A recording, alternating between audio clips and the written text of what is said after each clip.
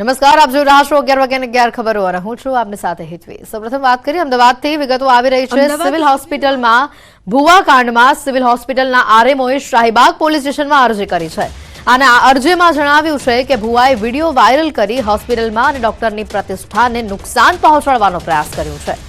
મહત્વનું છે કે ભુવાએ સિવિલ હોસ્પિટલમાં જઈ દર્દીઓને સાજા કર્યાનો દાવો કર્યાના વિડીયો વાયરલ થતાં જ ખળભળાટ મચ્યો હતો।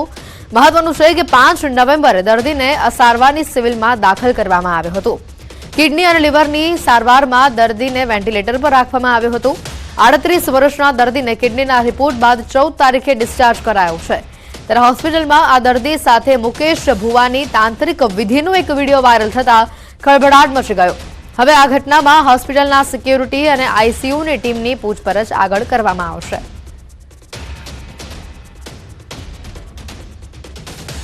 ગઈકાલે જે ભુવાજીવાળો વિડીયો વાયરલ થયો એને અમારા હેલ્થ મિનિસ્ટર સાહેબ શ્રી ઋષિકેશ પટેલ સાહેબે પણ ખૂબ જ ગંભીરતાથી એની નોંધ લીધી। એના એ દર્દી વિશે પૂરી જાણકારી મેળવી અને જે રીતે હું આપ સૌના માધ્યમ થકી કહી રહ્યો છું કે એક વ્યક્તિ જે ખૂબ જ બીમાર હોય, જેને લીવર અને કિડનીની તકલીફ હોય, વેન્ટિલેટર પર હોય, ડાયાલિસિસ કરવામાં આવે છે ને એના ઉપરથી એને બહાર લાવી અને એને રજા આપવામાં આવે છે। આવી ખૂબ મહેનત કરનાર ડૉક્ટરની ટીમને બદલે કોઈ વ્યક્તિ તાંત્રિક વિધિ થકી એ વ્યક્તિને સારો કર્યો એવી જે અંધશ્રદ્ધા ફેલાવનારો જે વિડીયો વાયરલ થયો એની સામે ગઈકાલે સિવિલ હોસ્પિટલ તરફથી પોલીસ ફરિયાદ નોંધાવવામાં આવી છે શાહીબાગ પોલીસ સ્ટેશનમાં। અમદાવાદ સિવિલ હોસ્પિટલમાં જે દર્દી દાખલ હતો તેની સારવાર ચાલી રહી હતી અને તે દરમિયાન એક ભુવો છે તે આવે છે અને તેમના ઉપર વિધિ કરે છે। એ વિધિ બાદ તેઓ સાજા થઈ ગયા હોવાનો દાવો કરી રહ્યા હતો। તેનો વિડીયો વાયરલ થયો છે અને સિવિલ હોસ્પિટલ તંત્ર છે તે દોડતું થયું છે, કારણ કે જે રીતે સિવિલ હોસ્પિટલના ટ્રોમા સેન્ટર છે ત્યાં જવું હોય તો પણ પરમિશન લેવી પડતી હોય છે। તેવા સંજોગોમાં વિડીયોગ્રાફી અને ફોટોગ્રાફીની પણ મનાઈ છે। ત્યારે ભુવાએ સિવિલ હોસ્પિટલમાં જાય છે અને આખો વિડીયો બનાવ્યો છે।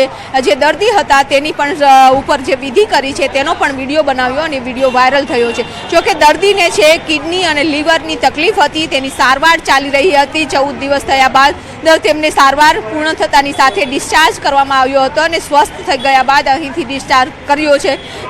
જે મેડિકલ સાયન્સ છે તેના પણ સવાલ ઉઠાવ્યા છે કે જે રીતે ભુવા દાવો કરી રહ્યા છે, તેમના પત્ની જે દર્દી હતા તેમના પત્ની પણ દાવો કરી રહ્યા હતા કે આ ભુવાની જે વિધિ કરવામાં આવી છે એના કારણે સાજા થયા છે। ત્યારબાદ તપાસ પણ કરવામાં આવી રહી છે। સિવિલ હોસ્પિટલ દ્વારા પોલીસને અરજી આપવામાં આવી છે અને આ અરજી ઉપર પણ હવે તપાસ થઈ રહી છે। ભુવાની પણ તપાસ થશે, સાથે જ સિવિલ હોસ્પિટલમાં જે સિક્યુરિટી છે ત્યાંથી લઈ અને આઈસીયુની જે ટીમ છે તેની પણ પૂછપરછ કરવામાં આવશે। કેમેરામેન પંકજ દાસથી વિભુ પટેલ, ન્યૂઝ 18 ગુજરાતી, અમદાવાદ। અમદાવાદની સિવિલ હોસ્પિટલમાં ભુવાના વાયરલ થયેલા વિડીયો મુદ્દે વિજ્ઞાન જાથાના સંસ્થાપક જયંત પંડ્યા દ્વારા પ્રતિક્રિયા આપવામાં આવી। જયંત પંડ્યાએ ઘટનાને વખોડી અને આ મામલે પોલીસ ફરિયાદ કરવા અંગેની તજવીજ હાથ ધરી। અમદાવાદમાં સિવિલ હોસ્પિટલમાં દર્દીને વેન્ટિલેટર ઉપર અને આઈસીયુમાં દાખલ થયેલા પરિવારે ભુવાને બોલાવી અને જે સારવારનો નિમ્ન પ્રયાસ કર્યો છે એની વિજ્ઞાન જાથા નિંદા કરે છે અને વખોડે છે। આપણે કઈ સદીમાં જઈ રહ્યા છીએ? મેડિકલ સારવારથી જ આ દર્દીને સારું થયું છે અને આવા ભવાની ઉપલબ્ધિની વાત કરવાથી લોકોમાં ભ્રામકતા ફેલાશે।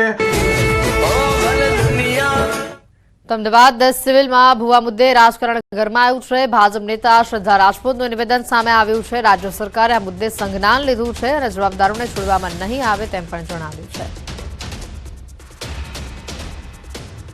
તો જે પણ છે એને ખૂબ ધ્યાનમાં અને કાળજીમાં રાખવી જોઈએ। આ ઘટનાનું સંજ્ઞાન તાત્કાલિક સુપ્રિન્ટેન્ડન્ટ અને રાજ્ય સરકારે લીધું છે અને ત્વરિત કાર્યવાહી કરવામાં આવશે। પણ આની સાથે અમારી તમામ લાભાર્થીઓને, સગાવાલાઓને વિનંતી છે કે વિઝિટિંગ પાસનો છે એ પોતાની બુદ્ધિમત્તા પ્રમાણે લાભાર્થીના હિતને ધ્યાનમાં રાખીને એનો ઉપયોગ કરવામાં આવે। ભરૂચથી અન્ય સમાચાર આવી રહ્યા છે। ઝઘડિયામાં બાળકી સાથે દુષ્કર્મનો જે મામલો સામે આવ્યો હતો, આરોપીની પૂછપરછમાં વધુ કેટલાક ચોંકાવનારા ખુલાસા થયા। બાળકીના ગુપ્તાંગને સળિયાથી ઈજા પહોંચાડી। અગાઉ પણ બાળકી પર તેણે દુષ્કર્મ આચર્યું છે। હવસખોરોને સાથે રાખી ઘટનાનું રિકન્સ્ટ્રક્શન કરવામાં આવશે। ભરૂચની ઝઘડિયા જીઆઈડીસી વિસ્તારમાં 10 વર્ષીય બાળકી સાથે દુષ્કર્મની ઘટના બની છે। 16 ડિસેમ્બરે ઝઘડિયા ખાતે જીઆઈડીસી વિસ્તારમાં આ બાળકી સાથે શરમજનક કૃત્ય કરવામાં આવ્યું. પોલીસને આ બાબતની જાણ થતાં તાત્કાલિક તે ઘટના સ્થળ પર પહોંચી બાળકીને સારવાર માટે ખસેડાઈ. પોલીસ તપાસમાં ચોંકાવનારો ઘટસ્ફોટ થયો છે. બાળકી પર દુષ્કર્મ ગુજારી વિકૃતિની તમામ હદો તેણે વટાવી. આ બાળકીના ગુપ્ત ભાગે પદાર્થ વડે ઈજાઓ પહોંચાડતા તેની હાલત વધુ બગડી હોવાનું પણ જાણવા મળી રહ્યું છે. આ ઉપરાંત અગાઉ પણ આ જ બાળકી સાથે આ નરાધમે દુષ્કર્મ આચર્યું હોવાનો ઘટસ્ફોટ થયો છે. પોલીસ આરોપી સામે પૂરતા સમયમાં ચાર્જશીટ દાખલ કરવા પ્રયાસ કરવાનું જણાવ્યું છે. 137, 65 અને પોક્સો એક્ટ બીએનએસની અલગ અલગ સેક્શનમાં પણ જ્યારે અમને ખબર પડી કે બાળકી સાથે માત્ર આ કૃત્ય નહીં પણ એની ઉપરાંત એક મેટાલિક રોડ સાથેનો પણ એની જોડે વ્યવહાર થયો છે ખરાબનો, તો અમે લોકોએ બીએનએસની સેક્શન 109 એટલે કે જૂની એક્ટની આપણી 307નો પણ ઉમેરો કર્યો છે. એટલે તમામ સેક્શન જે લાગુ પડતું હશે એ અમે લગાડી છે અને હજી બી જો કોઈ બીજા એવિડન્સ મળશે અથવા બીજો કોઈ કૃત્ય થયું હશે તો એની પણ તપાસ અમે કરશું. અમે એ જ પ્રાર્થના કરશું અને અમે એ જ એફર્ટ કરશું, પોલીસ કે ડોક્ટર કે કોઈ બી વહીવટી તંત્ર, કે બાળકીનો જીવ બચી જાય એટલે બેસ્ટ સારવાર મળી રહે એ પણ અમે એન્શ્યોર કરશું. ભરૂચમાં બાળકી પર દુષ્કર્મનો જે મામલો સામે આવ્યો છે, દુષ્કર્મની ઘટના મામલે ઋષિકેશ પટેલનું નિવેદન સામે આવ્યું છે. બાળકીની યોગ્ય સારવાર માટે સૂચના આપવામાં આવી છે. આરોપીઓ સામે કડકમાં કડક પગલાં લેવામાં આવશે. આરોપીએ 10 વર્ષની બાળકી સાથે દુષ્કર્મ આચર્યું. ગુપ્ત ભાગે તેને ઈજા પહોંચાડતા આ બાળકીની હાલત અત્યારે નાજુક હોવાનું સામે આવી રહ્યું છે. ખાતે જે બનાવ બન્યો, જે દીકરી ઉપર જે નીચ કૃત્ય થયું છે, ફરિયાદને વગેરે અને એને સજા કરવાનું એ બધું તો ગુજરાત સરકાર ચોક્કસ કરશે, પરંતુ એસએસજી હોસ્પિટલમાં જરૂરી પૂરતી સૂચનાઓ દરેક પ્રકારના જે ડૉક્ટરની જરૂર પડે એને ત્યાં હાજર રાખી અને જરૂર પડે તો ખાનગીમાંથી પણ ડૉક્ટર બોલાવી અને આ દીકરીને ઝડપી સાજી કરી અને સાથે માનસિક પણ, જ્યારે નાની દીકરીઓ ઉપર આ પ્રકારનો બનાવ બનતો હોય એટલે માનસિક પણ એની પરિસ્થિતિને પણ માનસિક ડૉક્ટર દ્વારા પણ સારવાર આપી એનું કાઉન્સિલિંગ કરી એની શારીરિક અને માનસિક બંને પરિસ્થિતિ માટે, અને આપ કહી રહ્યા છો એ પ્રમાણે જે મંત્રીમંડળ અને જે ટીમ આવી હતી એ પણ સંતોષ વ્યક્ત કરીને ગઈ છે. ડૉક્ટરો સાથે ચર્ચા થઈ છે, ત્યાં આગળ સુપ્રિન્ટેન્ડન્ટ દેવેશ્વરજી સાથે પણ ચર્ચા થઈ છે. ભરૂચના ઝઘડિયામાં 10 વર્ષની બાળકી પર દુષ્કર્મ આચરવામાં આવ્યું અને જે બાદ ઝારખંડ સરકારની ટીમ વડોદરા ખાતે પહોંચી. ઝારખંડ સરકારના મંત્રી દીપિકા પાંડે સિંહ સયાજી હોસ્પિટલ ખાતે પહોંચ્યા હતા. ઝારખંડ સરકાર દ્વારા પીડિતને 4 લાખનો ચેક અને 50,000 રૂપિયા તાત્કાલિક સારવાર માટે આપવામાં આવ્યા છે. દીપિકા પાંડે સિંહે જણાવ્યું છે કે બાળકીને વધુ સારવારની જરૂર હશે તો ઝારખંડ સરકાર પીડિતાને એરલિફ્ટ કરવા માટે પણ તૈયાર છે. હાલ પીડિતા વડોદરાની સયાજી હોસ્પિટલમાં સારવાર હેઠળ છે. हायर सेंटर पे जाने की ज़रूरत है. अगर गुजरात से बाहर कहीं इन्हें और बेहतर ट्रीटमेंट से इनके हेल्थ के कंडीशन को इम्प्रूव किया जा सकता है तो एयरलिफ्ट करना पड़े, बेहतर सेंटर पे ले जाना पड़े तो उसको भी झारखंड गुजरात गवर्नमेंट हम लोग से साझा करे. ભારતીય શેર બજારમાં મોટો કડાકો આવ્યો છે. સેન્સેક્સમાં 900 પોઈન્ટથી વધુનો કડાકો આવ્યો છે. નિફ્ટીમાં 200 પોઈન્ટથી વધુનો કડાકો છે. રોકાણકારોના કરોડો રૂપિયા ધોવાયા હોવાની માહિતી સામે આવી રહી છે. ભારતીય શેર બજારમાં મોટો કડાકો. આજના દિવસની શરૂઆત થોડી ખરાબ રહી. સેન્સેક્સમાં 900 પોઈન્ટથી વધુનો કડાકો હાલ સામે આવી રહ્યો છે. નિફ્ટીમાં 200 પોઈન્ટથી વધુનો કડાકો જોવા મળી રહ્યો છે. રોકાણકારોના કરોડો રૂપિયા ધોવાયા હોવાના હાલ સમાચાર આવી રહ્યા છે.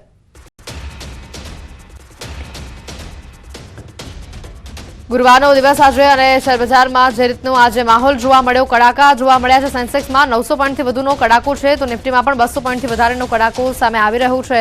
રોકાણકારોના ઘણા મોટી માત્રામાં રૂપિયા ધોવાયા હોવાની હાલ માહિતી સામે આવી રહી છે અને હજી પણ આ ભારતીય શેરબજારમાં અસર જોવા મળશે. ભારતીય શેરબજારમાં મંદીનો માહોલ જોવા મળશે. હજી પણ માર્કેટ ડાઉન થાય તેવા સમાચાર સામે આવી રહ્યા છે.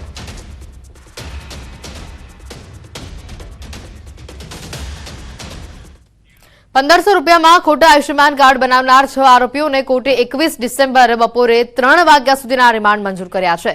પીએમજેવાય રાષ્ટ્રીય યોજનાનું કૌભાંડ હોવાથી ઊંડાણપૂર્વક તપાસ માટે આરોપીઓની પ્રત્યક્ષ હાજરી જરૂરી હોવાની દલીલ કરાઈ છે. આરોપીઓના નાણાકીય વ્યવહાર અંગે બેંક ખાતાની તપાસ કરવી જરૂરી છે. કેટલાક સમયથી આ કામગીરી કરતા હતા, તેનો કોઈ ગુનાહિત ઇતિહાસ છે કે નહીં. આ ઉપરાંત સરકારે પ્રાઇવેટ કંપનીને કોન્ટ્રાક્ટ આપવામાં આવ્યો ત્યાંથી પોર્ટલમાં લિંક થયેલું હોવાની આશંકા છે.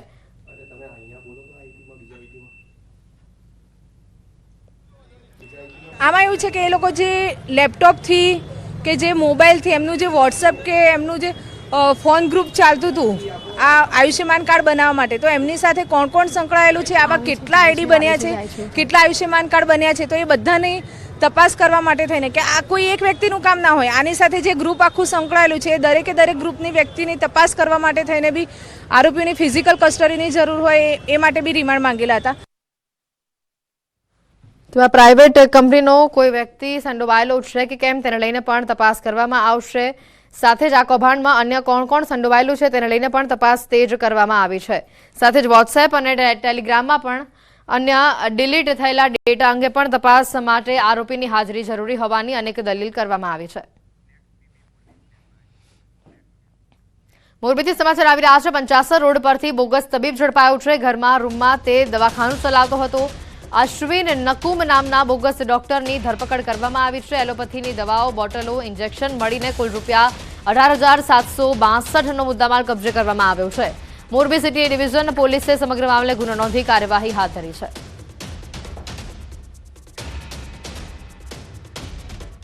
ભાવનગરમાં ગરીબોની કસ્તુરી ગણાતી ડુંગળીના ભાવમાં ઘટાડો જોવા મળ્યો છે. એક જ દિવસની અંદર ડુંગળીના ભાવમાં 150 રૂપિયાથી વધુનો ઘટાડો જોવા મળી રહ્યો છે. જે એક મણ ડુંગળીના ભાવ 700 રૂપિયા હતા તે જ ડુંગળીના ભાવ આજે 500 રૂપિયા થયા છે. માર્કેટિંગ યાર્ડમાં 35,000 ગુણી ડુંગળીની આવક થઈ છે. ત્યારે બીજી તરફ ડુંગળીના ભાવ ઘટતા ખેડૂતોમાં રોષ જોવા મળી રહ્યો છે. મહુવા યાર્ડમાં 3,20,000 કટ્ટાની આવક થઈ ચૂકી છે. મહુવા માર્કેટ યાર્ડમાં રેકોર્ડ બ્રેક લાલ ડુંગળીની આવક થતા યાર્ડ ડુંગળીથી છલકાયું છે.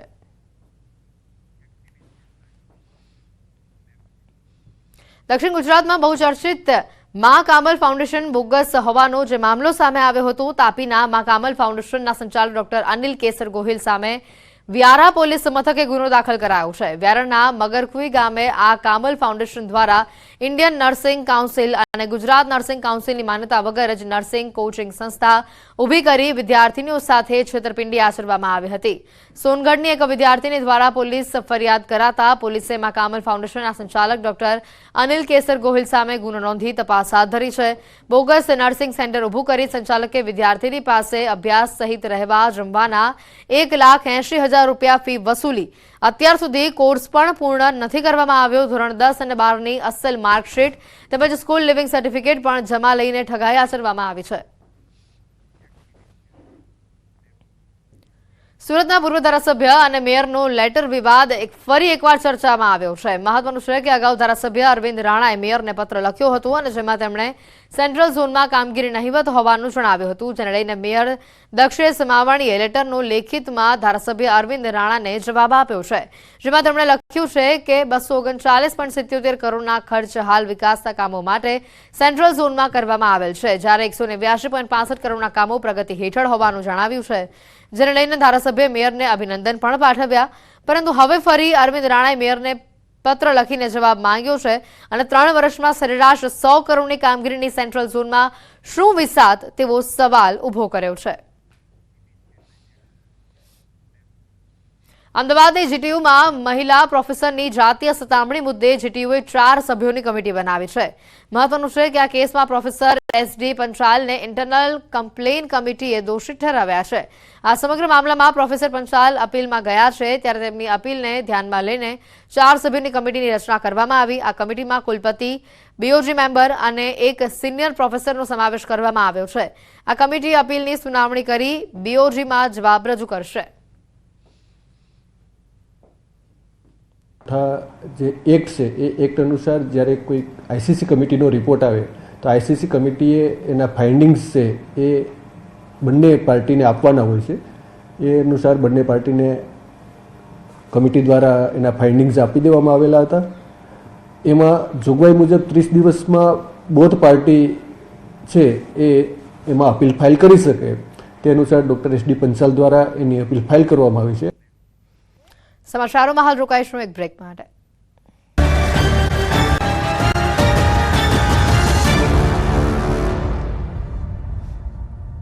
બ્રેક બાદ આપનું સ્વાગત છે. અમદાવાદમાં તંત્રના અણધડ આયોજનનું વધુ એક ઉદાહરણ અહીંયા સામે આવી રહ્યું છે. 6 વર્ષ પહેલા ગુમા શ્રીલજને જોડતા રેલવે ઓવરબ્રિજની કામગીરી શરૂ કરવામાં આવી હતી. 80 કરોડના ખર્ચે આ બ્રિજની 90% કામગીરી પૂરી થઈ ગઈ છે. પરંતુ આ બ્રિજ શોભાના ગાંઠિયા સમાન બની રહ્યો હોય તો નવાઈ નહીં, કારણ કે આ બ્રિજ જ્યાં પૂરો થાય છે ત્યાં તો દિવાલ છે અને આ દિવાલની આગળ ફાર્મ હાઉસ છે. અરે એટલું જ નહીં, આખો ભાગ એગ્રીકલ્ચર ઝોનમાં આવે છે. ત્યારે અહીંયા સવાલ ઉભો થઈ રહ્યો છે કે બ્રિજના નિર્માણ પહેલા સર્વે નહોતો કરવામાં આવ્યો? શું બ્રિજ પૂરા પ્લાનિંગ વગર જ આ રીતે તૈયાર કરી દેવામાં આવ્યો? અને હવે જ્યારે પ્રજાના પૈસે આ બ્રિજ બની જ ગયો છે તો શું તેનો ઉપયોગ થશે ખરા? આ તમામ સવાલોના જવાબ ક્યારે મળશે તે હવે જોવાનું રહ્યું. બ્રિજનું કામ તો હજી ઊભું છે અને આગળ એક દિવાલ છે એ નડે છે આપણને બધાને, એટલે ફરીને આવવું પડે છે. આપણને હેરાન કરતી જાય છે દિવાલ છે એટલે આમ ફરીને આવવું પડે છે. એના માટે તે દિવાલ નીકળી જાય તો ઇઝીલી આપણને વે મળી જાય અહીંયાથી આવવાનો. એક તો મોટું તો ફાટક નડે છે. ફાટકથી માટે આ રેલવે બ્રિજનો પ્લાનિંગ કર્યો હતો. છેલ્લા 5 વર્ષથી આ બ્રિજ બને છે.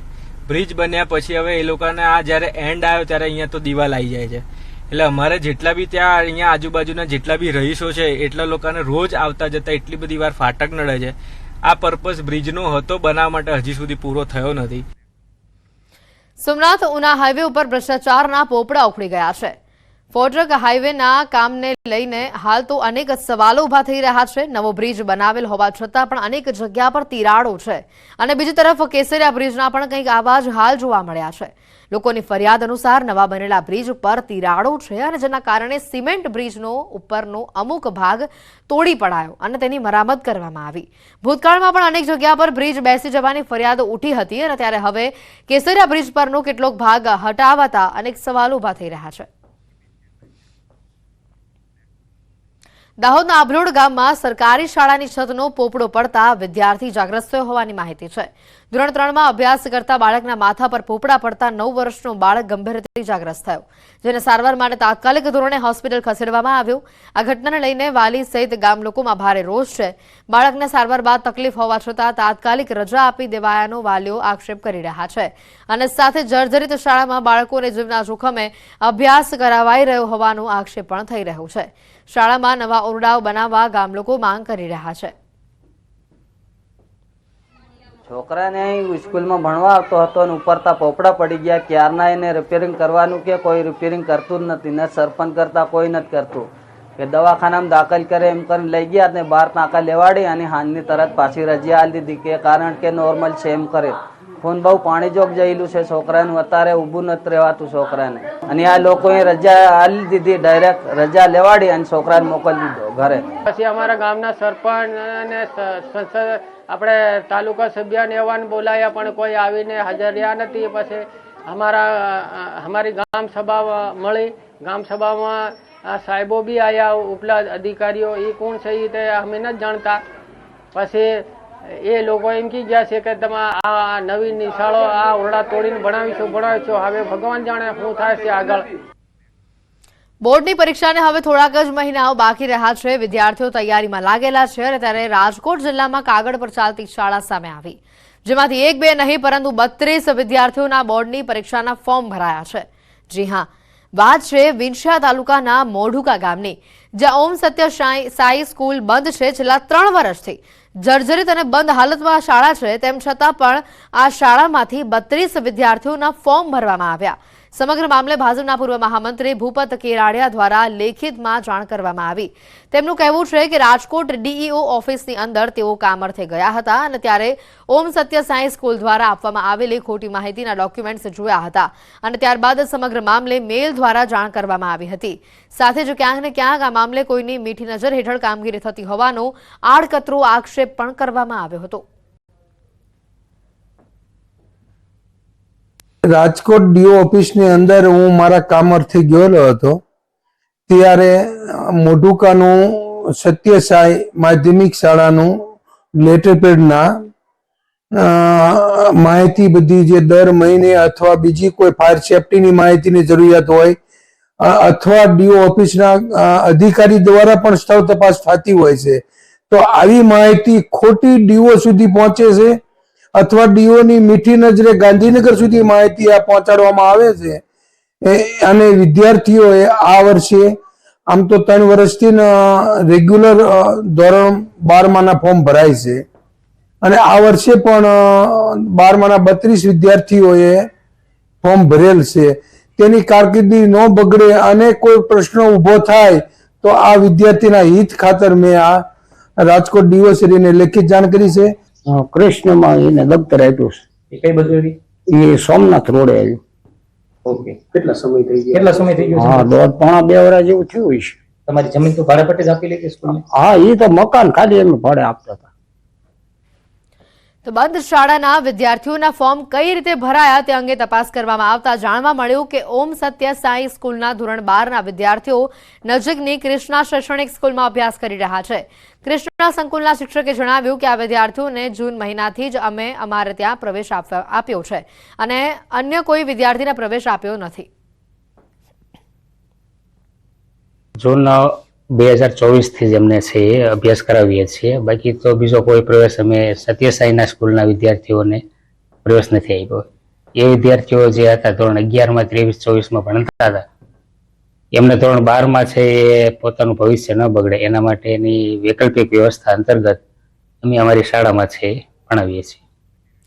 તો આ અંગે જિલ્લા શિક્ષણ અધિકારીએ જણાવ્યું હતું કે ત્યાં અભ્યાસ કરનારા 32 જેટલા બાળકોને જિલ્લા શિક્ષણ વિભાગની મંજૂરી વગર જ અન્ય શાળાઓમાં અભ્યાસ કરાવવામાં આવી રહ્યો છે, જે અનઅધિકૃત છે. ત્યારે સમગ્ર મામલે અમારા દ્વારા ઓમ સત્ય સાઈ સ્કૂલના સંચાલકોને કારણદર્શક નોટિસ આપી 3 દિવસમાં તેમનો જવાબ પણ માંગવામાં આવ્યો છે.